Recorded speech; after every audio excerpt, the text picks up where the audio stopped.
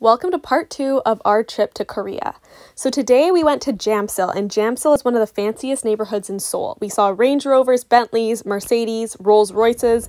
After walking around for a bit, we discovered this beautiful lake in the middle of the city. There's tons of people walking around it and exercising, so we also took a stroll. We thought the nature was so beautiful. We even saw some geese sitting by the lake, and then we also found an outdoor exercise gym, so we kind of played around a bit on this. Then we went to a very hipster brunch place in Jamsil called Lala Bread, and we had this focaccia, which was so good, and then also this croissant that was filled with whipped cream and strawberries. It's strawberry season in Korea right now, and they do take it very seriously. Almost everything has strawberries in it. So then we walked back from the restaurant and then we went into Latte World Tower. Latte Tower is one of the highest towers in Korea, and it has a really fancy shopping mall below it, with everything from Chanel, Cartier, Balenciaga, and most importantly, they also had a Gordon Ramsay restaurant, which was lined up. We walked around the mall a little bit more and took pictures of all the architecture. Sharon bought some new shoes, and then we walked over to Latte World Adventure Park, and this is a big amusement park in the middle of the city. It kind of reminded me a lot of Disneyland, but they had a big outdoor section, and they also had a big indoor section, and the indoor section looked like you were outdoors, but you were actually indoors. So they had a big ice rink and then all these really cool rides inside. We ended up going on maybe 3 or 4 rides, but they kind of started to get repetitive after a while because a lot of them were just VR screens with like a stationary like car in the middle that would kind of jostle you around, so it would feel like that you were in a river, but you actually weren't. So we did spend a little bit longer here, but we're most excited about this automatic coffee machine robot that we found that would make your coffee for you and then serve it to you fresh and hot. And we just thought this was so cool. After the amusement park, we were super hungry, so we went to Latte, which is essentially Korea's version of McDonald's. It was really delicious. We ended up getting a bulgogi burger, which is their type of meat, and it was really good. We also got what we thought was a chicken burger, but later found out was a fish burger. That was also pretty good. Then Shishi bought Crocs from the metro station, and we took the metro to Uedo, but we didn't realize that we were taking it at rush hour, and it became so crowded. It literally felt like a mosh pit. People were pushing and shoving, and it was intense. But we made it to Uedo. This was a town that is located right on the Han River. So then we decided to take a sunset cruise. The cruise started out when it was light and sailed down the Han River as the skies darkened, and we got to see all the lit up bridges. They had probably like 14 bridges along the Han River, and we got to go underneath each one of them. Then near the end of the boat cruise, we parked by this really cool bridge that was spurting water and had this awesome light show. We saw people who were watching it from the shore, but we were lucky enough to be parked right in front of it, which was very amazing to watch. And then finally the cruise ended with some live music. Once we got off the cruise, it was getting late, but we decided to walk through Uedo Park, which has banks right along both sides of the Han River, and they have such cute like light displays like this little heart and those type of Christmas tree things that we saw. And we also saw thousands of people sitting on picnic blankets right near the river eating street food. So we decided to also get some street food. There was chicken skewers, takoyaki, which was so delicious. They also had this type of barbecue corn, which to be honest didn't really taste so good to me. It tasted kind of like popcorn but chewy. And then of course strawberries, and this was a strawberry stick that they dipped in a sugar coating and then it hardened. Then after our bellies were full, we went back to Gangnam where our hotel was. We saw this monument of Gangnam Style, that song by Psy that was super popular back in 2012, and we had to do the Gangnam Style dance in front of it. Next day, we started our morning off with a very healthy breakfast, aka McDonald's. We had these delicious mozzarella sticks again, which have become a favorite. And then we went to the Hanok Village, which is this really old traditional Korean village, and they also rent out hanbok, which literally means Korean clothing. And this is a clothing that they traditionally used to wear. They had all these beautiful styles of it. So we got to pick out any color of a skirt and any color of a top that we wanted, and we got to try them on. And once you're wearing the hanbok, you can get into all the palaces for free. They also had all these hair accessories, and the lady there was nice enough to braid our hair and put in the beads for us. So once we were all dolled up and looking pretty, we had to walk the 10 to 15 minutes to the palace. And to get there, we had to walk through the normal streets of Seoul. So there were a lot of people kind of looking at us. I think that there hadn't been a lot of tourists in a while, so we probably stood out a little bit. But I loved the palace because, as you can see, has such an amazing contrast to the skyscrapers behind it. And also the architecture of the palace was just beautiful. We also saw this lady in a yellow dress having a photo shoot.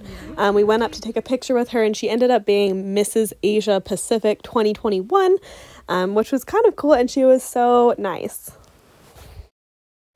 So basically, we just walked around the palace and took a lot of pictures, and we just felt like Korean princesses. It was so much fun.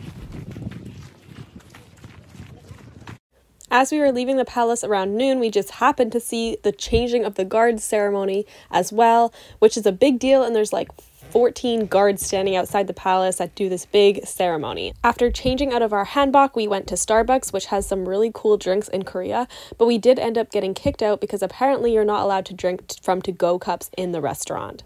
And then we took the metro to Hongdae, where we met Sophia's friend that she introduced us to called Kate, and Kate was nice enough to take her time to show us around the city of Hongdae, which is a university town and has all these really cool shops, like this mask shop that we saw. And then we also went to a really awesome animal cafe, and there's animal cafes everywhere in Korea. So there was dogs, snakes, and a whole bunch of cats at this cafe. But that was not all. They also had a whole bunch of more exotic animals, including the raccoons and also these meerkats, which were the cutest things I had ever seen, but I did feel really bad for them. They were really desperate to get out, and people were kind of like nudging them to the side. But once we got in there, they were so curious. They were climbing all over us, and they were trying to like dig into our shoes. And then one of them fell asleep on my lap and was all stretched out, and it was the cutest thing ever. Their eyes did look a little bit creepy though when they were sleeping. And then finally we went to the main attraction, which was the alpaca and the deer. I felt so bad for them because all they had was this hard roofed patio, and the deer was literally sleeping in its own poo, and the alpaca was super matted. So despite being an interesting experience, I don't think I would come to an animal cafe again just because I felt so bad for all the animals. But after the cafe, we did go to a Korean barbecue place that Kate recommended, and we had the best pork belly that we had ever tried. It was so juicy and so tasty. Also, at the end of the meal, they bring out this big pat of fried rice and pour all this cheese and egg over top of it, and it was so good. So at the end of the night, we finally made our way to another cafe, and let me tell you, cafe culture in Korea is huge. Everybody goes to cafes. It's just the thing to do. So we went to this really modern cafe, and we got some cute drinks and eclairs, and we spent the night on the balcony hanging out. At the end of the night, we were making our way back to the hotel and saw a very odd sight of hundreds and hundreds of Waldo figurines being unloaded off a truck very close to our hotel. We had no clue what this was for, but in the morning, we saw that there was an even bigger Waldo, and this was some type of advertisement for the department store that was close to our hotel. So the next day we tried to take it a little bit more casual, so we went to this place called Ixadong, which is this very cute town that has very narrow streets and a lot of cafes, of course cafes, but we ended up going to this traditional Korean tea house that was beautifully laid out, and for a drink we got this ice black tea. It tasted a lot like a frozen bubble tea, but it was really expensive, so we only got one between us.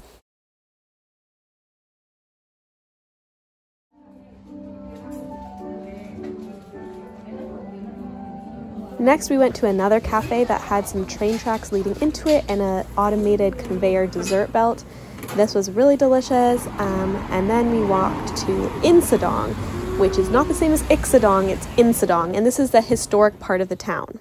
Some guy making dessert here coerced us over and forced us to take out our phones and film him making this as he gave us a demonstration. It's called Dragon Beard, and it's kind of this light, fluffy, almost cotton candy thing filled with nuts. So he gave us a demonstration how to make it, and then there was also a celebrity picture of Kylie Jenner, or who we thought was Kylie Jenner, eating the dragon's beard. So he gave us a sample, and to be honest, it didn't really taste that good, so we walked away. But because we didn't buy any, he started yelling after us that he hated Canada, which I thought was kind of rude. So after our heinous dragon's beard experience, we went tea shopping, and then we also got these traditional Korean desserts that were kind of like jelly, bars of jelly. And then we made our way to KFC for lunch. We had been told that KFC was especially good in Korea. We tried it. I thought it was pretty good. It was honestly about the same as normal KFC. Then we saw these light up piano stairs on our way to meet Evelyn, who was my friend back in elementary school, and I haven't seen her in 10 years, but she lives in Korea, and so when she saw that I had posted that I was in Korea, she invited us to come over, and she wanted to take us out for dinner, which we thought was so kind. We went to this district in Gangnam, which again was very fancy. They had Hermes department store, and also these really expensive grocery stores that reminded me of Whole Foods, but sold watermelons for $50. So this is a picture of us and Evelyn. The night was so amazing. She introduced us to this traditional Korean cocktail drink with honeycomb in it. So this guy was hacking away at the honeycomb, and then he put it in our drink, and we poured this kind of milky liquid over top of it. It was really sweet, and it was like this delicious honey drink. Probably the best cocktail I have ever tried. And then for dinner, we had these traditional Korean pancakes that were filled with cheese. So this wrapped up the end of our night. It was literally the most amazing night in Korea, and we were so tired by the end of it, so we went to our hotel. Thank you so much for watching, and catch me in my next and final vlog.